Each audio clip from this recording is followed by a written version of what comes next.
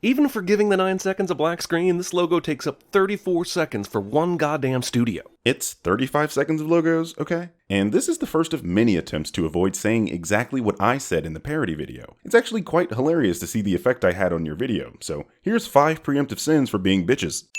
Thanos supposedly kills half of the people he encounters. So is this half of what was left of Asgard? Because it looks like a whole lot more. Half of a hell of a lot is still a hell of a lot, and the Asgardians escaped in escape pods. This was revealed in those 34 seconds of logos, and the Russo brothers confirmed this. The Tesseract, or your brother's head. This 2-hour and 30-minute incomplete movie where Thanos locates all the Infinity Stones is only necessary so that Thanos can snap half the universe's population to death, just so he can be lazy. Whoa, incomplete?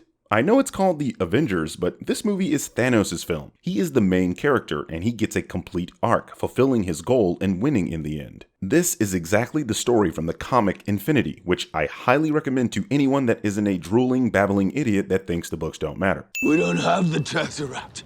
It was destroyed on Asgard. If Thor doesn't send Loki down into Odin's trophy room at the end of Thor the Third, does the Tesseract survive it and float around in space? And does Thanos' quest end when he realizes he can't possess the Space Stone? Does the snap only produce impotent sparks at that point? It's a hypothetical, I grant, but I'm sinning it anyway. Well, I'm sinning your hypothetical, because if Thor doesn't send Loki to place Surtur's head into the eternal flame, Asgard doesn't get destroyed. Damn, did you not pay attention to that scene? And if Loki doesn't swiper the Tesseract, Surtur almost assuredly would have destroyed the Space Stone. The stones are not invincible. We have a Hulk. Why does Hulk hold back during the battle while Thanos destroys the Asgardian ship until the end when Loki says we have a Hulk? What the f*** was he doing before then? This? Thanos destroys Hulk with only one stone in his glove. Later, with many stones in the glove, his punch will be held by super angry Captain America, after going toe-to-toe with Iron Man on Titan for a good bit. And the power distribution / comparisons in the MCU have never felt more squirrely than in this movie. This scene was meant to show you just how powerful Thanos is, and to set the tone for the rest of the film for people who, like you, don't know shit about Thanos. Mentioning the stones in his glove means nothing, as he never uses the Power Stone versus Hulk, and all he did was stick his hand out versus Cap, while, again, never using any of the stones. The fight with Iron Man required the usage of the stones because A, Tony sometimes fights at long range, and because B, the bleeding edge armor is badass and extremely powerful. Just who the f*** is this guy? Ebony Maw, one of the members of the Black Order, a group of aliens that serve Thanos, which usually consists of Black Dwarf, Proxima Midnight, Corvus Glaive, and Supergiant, who strangely isn't in this movie. Oh no, Loki's gonna die again, like in Thor the Dark World, which definitely means he's probably not dead. And even if he is, I'm sending it anyway, because that Dark World scene did not get sent enough. You padding the sin count, bro? I think you're padding the sin count. Thanos is coming. In previous movies, we were told Hulk and Banner have different memories, so how does Banner remember shit the Hulk alone knows? Even if that were true, when Thanos boarded the Asgardian ship, it's implied that Banner was transforming during the carnage, so he would definitely remember Thanos, especially after waking up in the Sanctum Sanctorum stairs. Tony Stark, famous Avenger, is running around Central Park, and nobody's bothering him. This guy is more famous than any president or celebrity in history. It's New York, man. I can just imagine some pot-bellied construction worker going, Tony Stark? Never heard of her. Tony Stark? Do normal people see this shit? While I know New Yorkers are up on their Avengers knowledge, I'm not quite so sure they've been informed about the masters of the mystic arts. Again, it's New York, man. My old lady got a bigger portal than that. 2 weeks ago, Vision turned off his transponder. He's offline. Okay, if he had a fucking transponder and knew it, he wouldn't have waited until 2 weeks ago to turn it off. So this is some bullshit here. But why? Just because you said so? If it were 3 months ago, you'd have said the exact same thing. You padding the sin count, bro? Cap and I fell out hard. We're not on speaking terms. Really? What was that letter Cap sent you at the end of Civil War then? He specifically said if you need me, I'll be there. Yeah, that's not speaking terms. He's specifically stating that if you need me to help save the world, then I'll be there. Cap and Iron Man don't interact in this movie once. The alien ship causes Peter's Spidey sense to go off, and Homecoming didn't give us any indication Spidey sense even existed. And now this movie is just thrusting it on me like, well, almost like they forgot it was a thing and are only now implementing it. What does this scene even mean? Penis Parker now has the ability to know what's going on miles away? I need you to cause a distraction. Holy We're all gonna die! Ned, you are a treasure. Fucking Ned, man. None of the classmates on the bus see Peter do this, but plenty of other drivers and passengers on this bridge do. And in the age of smartphones and dash cams and government surveillance, this transition was definitely seen and captured on film, and Peter's cover is blown forever. Yes, because seeing a white kid with brown hair from behind who then puts on a mask means we all know who Spider-Man is. Sure, Jeremy. What's the matter with you kids? You never seen a spaceship before? Yeah, sure. They've seen a spaceship, and it usually means bad things. You know you wanted to send Stan Lee. You trying to BS a BSer? When you're standing over there, and you're standing over there, and I don't know which way is up. Bring me the stone. Dude, a minute ago you were making metal fly with a flick of your wrist. Why do you even need the futuristic space axe dude to do this for you? Literally in this scene, you see that Ebony Maw can be overpowered, and the combination of Spider-Man, Wong, Strange, and Tony would have probably beaten or killed Maw if not for the intervention of Black Dwarf. I need to concentrate here for a second. Bruce's Hulk transformation troubles become an impotence metaphor. Hulk-tile dysfunction. And does that mean when he's successful, it's like he's a huge green boner? Jeremy says green boner. I realize that nanobots are legit real-world science, to a degree, but Tony's suit is applying it in ways that make it utterly unbelievable. There are literally people performing magic in this scene, and nanotechnology, something you admit has a real-world basis, is the one thing that's unbelievable? Unlock 17A. Thank f***ing God Stark had pre-designed and built and voice programmed for deployment a space-worthy Iron Spider-Man suit in the, I'm guessing, a few months since Spider-Man Homecoming? Okay, so there was a joke I made in my Blade Runner 2049 remastered video that went over a lot of people's heads, but it went something like, normally I would ask if you'd watched the previous movie, but I see that you sinned that movie, so the answer is obviously no. Because in this case, you sinned Spider-Man Homecoming, but totally missed the scene at the end of the film that showed Tony had already built the Iron Spider suit. And this film is set 2 years after Homecoming, not a few months. Well, this is 100% definitely not a reaction to CinemaSins complaining about text place names in movies being used when they're unnecessary. This is 100% definitely not a reaction to CinemaSins complaining about text place names in movies being used when they are unnecessary. And there we have it, folks. CinemaSins just admitted they watch my videos. Also, this is another one of those attempts to not say exactly what I said in my parody video. You notice they didn't do another one of these for Scotland, Nowhere, or Vormir? Exactly. Of all the retro references to make, Groot is playing Defender. What a f***ing infuriating video game. Why is he even playing ancient Earth games anyway? Aren't there modern Alien games to download from the Nebula? If it wasn't obvious to those of you without a brain, nearly everything related to Guardians is retro on purpose. Their leader is basically stuck in the 80s, you dipstick. That Thor is convenient and illogical, but I do love Fig Newtons. Convenient? I'm pretty sure the Guardians were responding to a distress call from the Ass Guardians.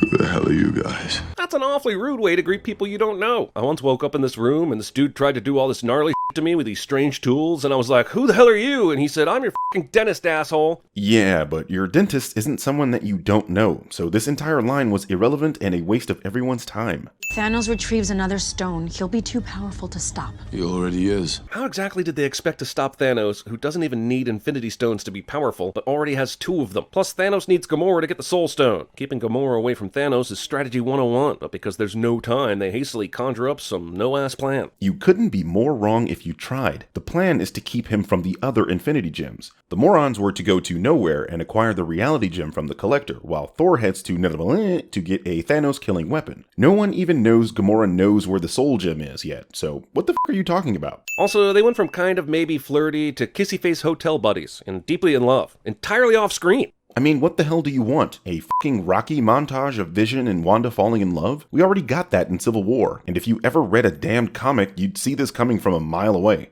Look, this is the fucking MCU. I refuse to believe anything is an accident, and I'm losing sleep trying to unravel the meaning of we will deep fry your kebab. Is it a promise? A threat? A guarantee? A cipher key? The sign is taking up way more screen space than Wanda's face. It has to mean something. Are you fucking serious? You know what? I guess this is my fault. CinemaSins' writers are trying their damnedest to avoid anything I said, and while it's hilarious, it's also a little sad. I guess all those boys that said a small channel with only 30,000 subs couldn't take on one with 8 million were completely and utterly wrong. USA! USA! How the f*** did that alien assassin sneak up on an android without being heard or seen or sensed? You think androids can sense people? And Corvus Glaive is basically a space ninja. Audience applause break. Don't you mean Hot Ryu Ex Machina? You were supposed to say that word for word. I can't help but to laugh at how Jeremy has attempted to enunciate his laugh because I made fun of it. Son, you really laugh like this.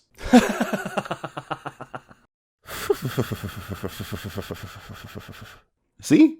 Damn near no difference. These henchmen failed to get the stone they were sent after, and they peace out to save their own skin. And I'm pretty sure even they know that Thanos values the stones over his henchmen. So what the f*** are these minions thinking, bailing out like this? Pretty sure they're thinking to live to fight another day. I mean, they don't actually return to Thanos. They bide their time and collect the Outriders to fight in the Battle of Wakanda. Stay close, check in, don't take any chances. We just wanted time. You know, to figure out the whole having sex with a synthetic vibranium body thing. It's a lot tougher than you'd think. You sure about that? She's a woman, and women kind of already use synthetic body things. What's wrong, little one? The fact that Thanos would ever have stopped on his kill quest for even a moment because of a cute kid is a big pill to swallow. That's because you don't really know anything about Thanos. If this movie succeeds at anything, it's fleshing out Thanos and showing you he's not just another CGI movie monster, but an actual character with an amazing amount of depth. I mean, he's right up there with Ledger's Joker, if not better. You're quite the fighter, Gamora. She asked a question. That's it. She's displayed zero fighter characteristics. I'd have thought that with this particular movie, you wouldn't try to manipulate a scene for a sin, considering everyone and their mother has seen this film. But CinemaSins got a CinemaSin. This is the scene where Thanos sees that she's a fighter. Choose a side or die. One side is a revelation, the other an honor known only to a few. This half-genocide scene illustrates a curious character detail in Guardians of the Galaxy, when they told us Gamora was the only survivor. It's very likely that the people who made Gamora's rap sheet are simply wrong. However, if you notice this, why is it in your Guardians 2 video that you assumed Gamora can't hold on to Drax because she isn't that strong? Even though it says right here that she has cybernetic enhancements. Thought I forgot about that shit, didn't you? Swear to me on your mother. Movie characters think that a promise will be a bond if they swear on a loved one, but of course it doesn't work that way, cliche. In other words, Natiri here asks Andy Dwyer to keep an unkeepable promise. I realize she has a hate boner of justice, but goddamn. Jeremy says hate boner. You knew I'd come. I counted on it. So he assumed that the Guardian ship would get the distress signal from the Statesman, they'd follow it, they'd just so happen to run into Thor, he'd tell them about the Reality Stone, and that she would agree to come here? This is f***ing impossibly brilliant. He didn't even tell Thor he'd be coming here. He just told his minions to get the 2 stones on Earth and meet him at Titan. I'm seriously running out of phlegm. We later learn that this is all a ruse for the Guardians, but why does Thanos know that they're coming? And if he knew this, why doesn't he just kill everyone? I know you all love this movie, but this is pretty stupid. Why do Drax and Mantis go back to normal when Thanos leaves? The stone powers aren't proximity-based, but somehow the damage he did was only temporary. Seriously? They survived this. I mean, why doesn't he just kill them? This is a hologram of Ross, whose physical body is in a completely different room somewhere in the country. And yet he's able to walk around this room, like he's physically in this one. Is he in a replica room with a virtual reality display? And if so, there should be a camera somewhere in here tracking his eye movements so he can face the right way when he's talking to people, right? Oh, come on. How the heck does this projection work? The movie is just not interested in explaining literally anything. Where's the fight? F***ing Bucky. The White Wolf has rested long enough. Fucking Bucky. The hell is this spray stuff Tony's using here to seal the breach in the ship's hull? Nano magic? Canned convenience? It's magic whiz and it's cheesing me off. It's mechanical sealant. This shit exists in real life. Way to introduce a new character in the movie in the 19th film of a franchise and completely kill him off in an hour. I mean, there's 5 villains in this film. Did you seriously expect all of them to survive? And what kind of complaint is this anyway? Ronan the Accuser's dead. Ironmonger is dead. Hela is dead. And Loki only took so long to die because of the fangirls. Don't do this. Ultimately, sisterly love is what causes her to give up the location of the Soul Stone, and therefore the fate of the entire universe. She begged her boyfriend to kill her, rather than let Thanos win. Yep, beat you to this one too. Why would you tell him? Everyone in this movie just gives Thanos what he wants because they're trying to save one person. The whole goddamn universe is at stake, you dicks. You're gonna need more than one stupid eyeball. But you're handing him a fake eyeball, so he still only has one stupid eyeball, right? What the f***? Some random computerized alien eyeball has a connection port that matches Thor's flesh-based eye socket connection port? And also this one. How is that obviously androidian eyeball going to work for a Norse god? So? This is the second Marvel movie to waste Peter Dinklage. Actually the first. The other one was a Fox film, and I wouldn't say waste. He was awesome in this role. And he killed everyone anyway, all except me. Let me do some math here. 300 dwarves were here, 1 is left, carry the 9, multiply by pi r squared, that's 99.67% of the dwarf population, which means he must have let 299 other dwarves on some other hammer building station live. You're making the mistake of thinking Thanos wipes out half of a particular species when what he actually wants is to have all life, dispassionately. This means that a certain species can go extinct, but it also means that another species can go completely untouched. In theory, it could even summon the Bifrost. Because why not? Thor's gonna have to get to Earth faster than a ship can take them somehow. So bake in the Bifrost into this baby and we're set. Stormbreaker in the comics actually can open portals to other dimensions for fast travel. The movie tied this to the Bifrost to associate it with something the audience is already familiar with. The stone demands a sacrifice. Why does the Soul Stone require so many more parameters to acquire it than any other stone? It's like the original creators of the stones themselves said, okay, if you're powerful enough to hold the other 5 gems, we'll let you change reality, move across space at will, increase your strength, and harness the most powerful energy in the universe, go into the past and the future, and access other people's minds. But when it comes to controlling all life in the universe, that's where we draw the line. But this is bullshit. The Tesseract basically evaporated anyone that touched it. The ether warped reality so it was damn near unfindable. The Time Stone was guarded by the Masters of the Mystic Arts and the Sorcerer Supreme, and the Power Stone was being held by the Celestials. Anyway, this is probably a callback to the gems originally in the comics being called the Soul Gems. I feel like the sacrifice of Gamora would have played a lot better if Thanos had been given his own proper origin film. This is Thanos' film.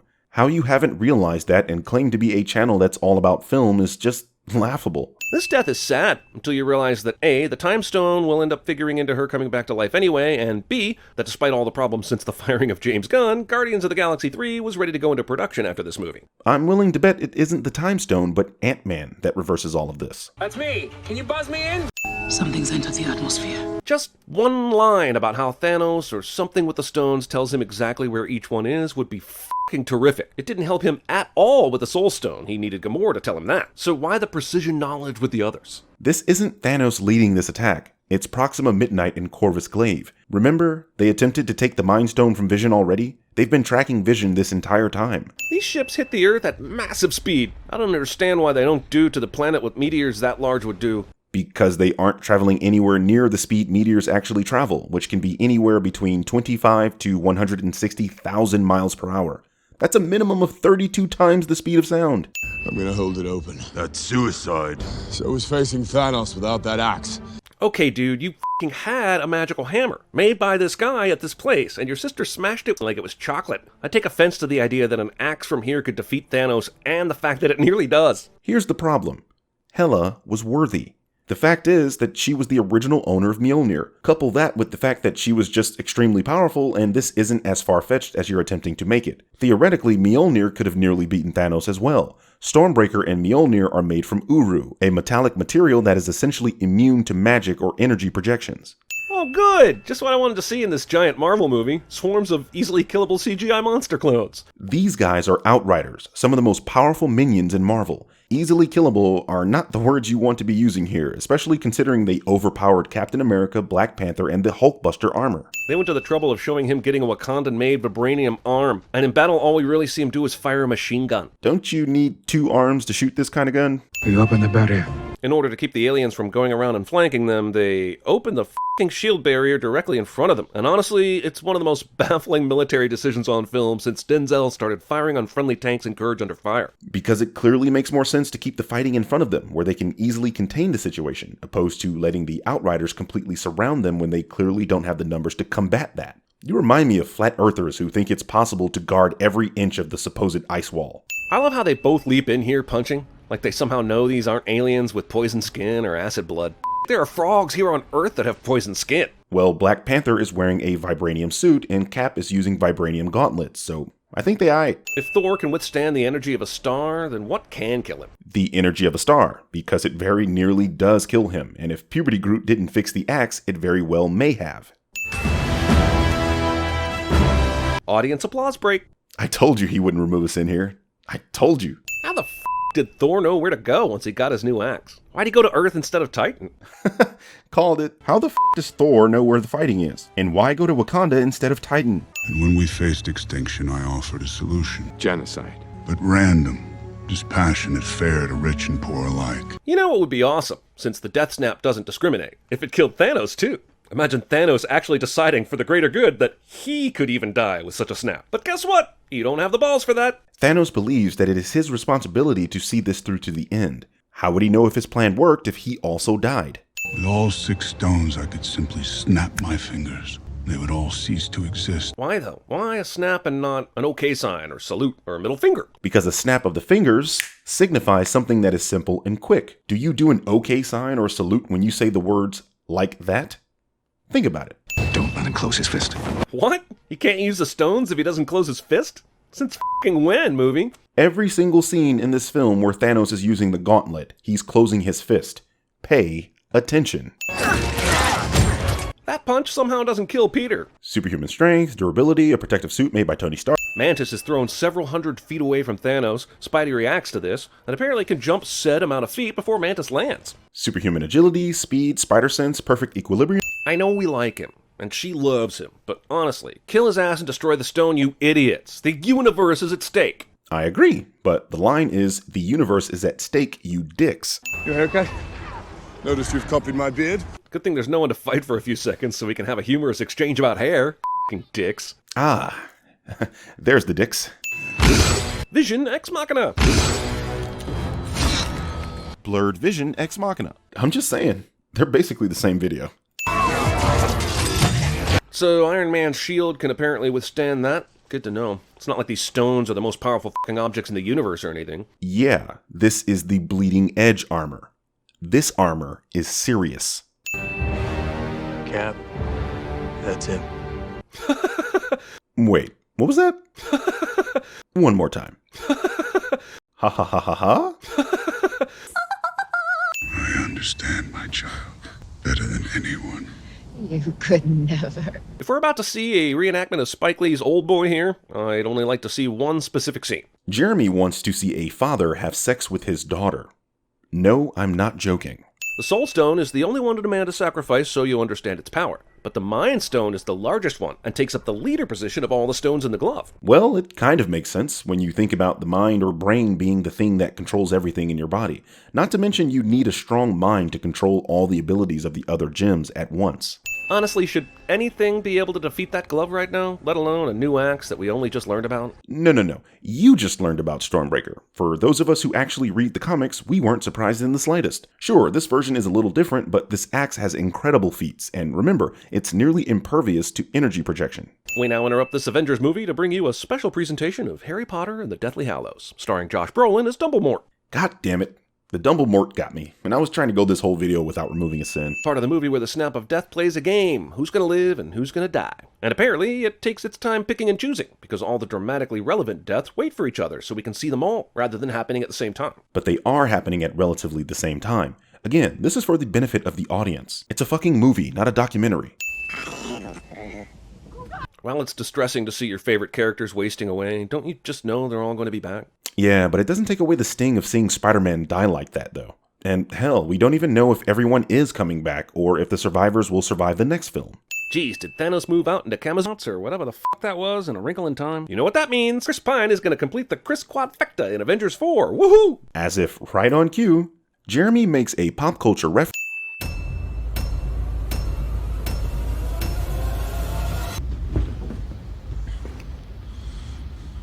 Are you mocking me? Are you mocking me? Stop it, you just didn't do it again. He's trying to copy me. Hey guys, thanks for watching this video. It was a long time coming. While I have your attention though, there's this petition floating around that one of you beautiful bastards created that has the intention of getting me an audition for Blade Runner Black Lotus. Sign that shit. Bye!